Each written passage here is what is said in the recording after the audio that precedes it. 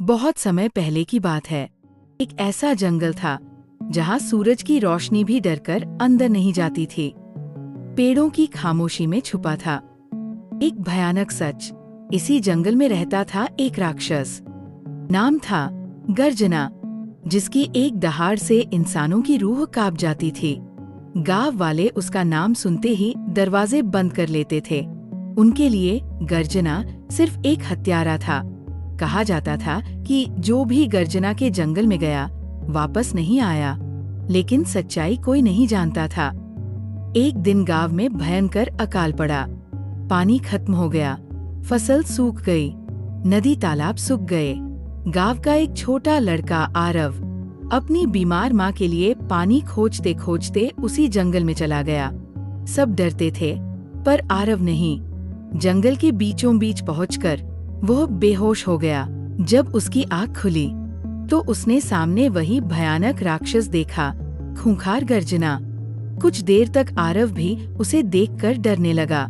आरव कांप रहा था, लेकिन गर्जना ने उसे नुकसान नहीं पहुंचाया। गर्जना बोला, डर मत इंसानी बच्चे, मैं राक्षस हूँ, हत्यारा नहीं।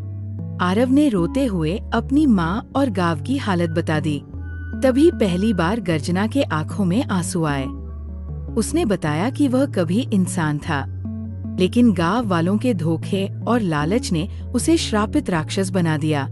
उसने आरव को भरोसा दिलाया कि वह उसकी मदद करेगा। गर्जना आरव को जंगल के सबसे गहरे हिस्से में ले गया। वहाँ एक छुपा हुआ पवित्र जलस्रोत था। गर्जना बोला, ये पानी गांव को बचा सकता है, लेकिन इसे निकालते ही मैं मिट जाऊंगा। आरव चिल्लाया, नहीं, आप अच्छे हैं, आप मर नहीं सकते।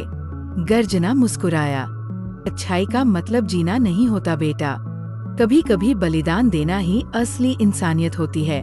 गर्जना ने अपनी पूरी शक्ति लगा दी। जंगल हरा हो गया, नदी बहने लगी, लेकिन गर्जना धीरे धीरे रोशनी में बदलकर खत्म हो गया। अगले दिन गांव में खुशहाली लौट आई। आज भी लोग उस जंगल को राक्षस का वन नहीं, बलिदान का वन कहते हैं।